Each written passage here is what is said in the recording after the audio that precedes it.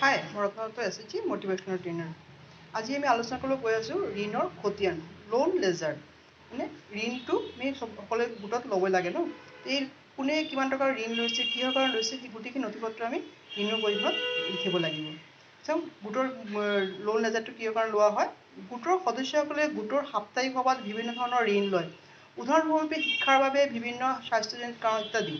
এই ঋণসমূহ বিষয়ে জানিবৰ বাবে এই লেনদেনসমূহ আমি লিপিবদ্ধ কৰি ৰাখিব লাগে। ঋণৰ বিষয়ে লিপিবদ্ধ কৰি ৰখাৰ নথিকে আমি ঋণৰ খতিয়ান বুলি কওঁ। ঋণৰ খতিয়ানৰ পৰা জানিব পৰা বিষয়সমূহ হৈছে ১ নম্বৰ, সদস্যসকলক বিভিন্ন ধৰণৰ ঋণ আদায় দিয়া সম্পৰ্কে গোটে জ্ঞাত হোৱাত সহায় কৰে। ২ নম্বৰ, ঋণৰ পৰিশোধ আৰু ঘূৰাই দিয়া সম্পৰ্কে জানিব পাৰি। গোটৰ প্ৰত্যেক সদস্যৰ ঋণৰ তথ্য আন সকলো সদস্যই জনাত সহায় কৰে। তাৰমানে এই বহিখন খুবেই দৰকাৰী বহি, যাতে আমি গম পাম যে গোটেই কোনে কিমান টকাৰ ঋণ লৈছে আৰু কেতিয়া ঘূৰাই দিব আৰু কিহৰ কাৰণে ঋণটো লৈছে। আৰু তাৰ কাৰণে আমি কি কৰিব লাগিব, এখন ফৰ্মেট বনাব লাগিব। চাওক ফৰ্মেটটো কেনেকৈ হ'ব, ঋণৰ খতিয়ানৰ নমুনা। ইয়াত কেইবাটাও কলম আছে, চাওক ভৰা আছে।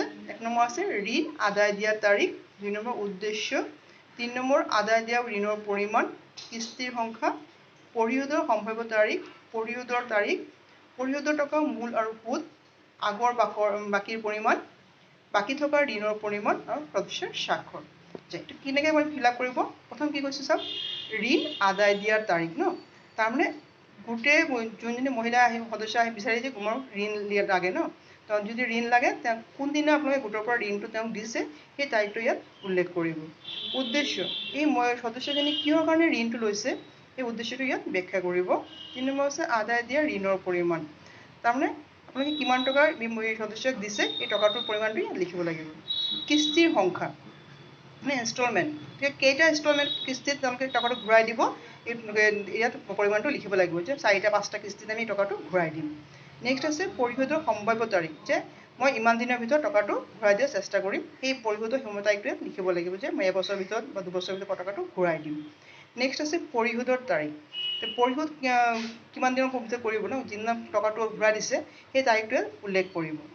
নেক্সট আছে পৰিশোধৰ টকা মূল আৰু সুদ, যিহেতু ঋণ লৈছে, ঋণত ল'লে কি হয় আমাৰ সুদ দিব লাগিব ন, তো সেইকাৰণে এই টকাটো যেতিয়া ঘূৰাই দিছে তেওঁলোকে কিমান টকা মূল দিছে আৰু কিমান টকা সুদ দিছে সেই পৰিমাণটোৱে উল্লেখ কৰিব। নেক্সট আছে আগৰ বাকীৰ পৰিমাণ, যদি এই সদস্যজনীয়ে আগতে কোনোবা ঋণ লৈছিলে তেওঁ এতিয়াও কিছুমান টকা বাকী আছে দিয়া, সেই পৰিমাণটো ইয়াত লিখিব লাগিব। নেক্সট আছে বাকী থকা ঋণৰ পৰিমাণ, এতিয়া যিটো ঋণ লৈছে তেওঁলোকে সেই ঋণ দিয়াৰ পিছত মূল আৰু সুদ দিয়াৰ পিছত তেওঁলোকে আৰু কিমান টকা বাকী ঘূৰাই দিব লাগিব তাৰ পৰিমাণটো ইয়াত লিখিব লাগিব। তাৰপিছত সদস্যজনী ইয়াত স্বাক্ষৰ কৰিব, মানে যোনে লৈছে তেওঁ ইয়াত চাইন কৰিব। এতিয়া হৈছে যে এই প্ৰতিটো ঘৰ আমাৰ কি হ'ব, যোনে যোনে ল'ব তেওঁলোকৰ বাবে ধুনীয়াকৈ ঘৰটো বনাই পেলাই লিখিব লাগিব। তেতিয়া আমি গম পাম যে কোনে কিহৰ কাৰণে টকাটো লৈছে, কেতিয়া ঘূৰাই দিব, কেইটা কিস্তিত ঘূৰাই দিব, কিমান টকা মূল দিলে, কিমান টকা সুদ দিলে, গোটেইটো আমি ইয়াত ডিটেইলছ পাই যাম। তেনেকৈ অসুবিধা নহ'ব যে কাক দিছোঁ, কিমান টকা দিছোঁ আমি বুজিবলৈ অসুবিধা নহ'ব, আৰু গোটেই সকলো সদস্যই এই বস্তুটো গম পাব। ঠিক ধুনীয়াকৈ আপোনালোকে ঘৰখন বনাই বহিখন এনেকৈ ধুনীয়াকৈ মেইনটেইন কৰিব। ঠিক আছে, তেনেকৈ আমি তেতিয়া আমাৰ লোনৰ যিটো গোটেইখিনি তথ্য আমি গোটেইখিনি পাই যাম। যদি ভিডিঅ'টো ভাল লাগে লাইক শ্বেয়াৰ কৰিব আৰু ছাবস্ক্ৰাইব কৰিব। ধন্যবাদ।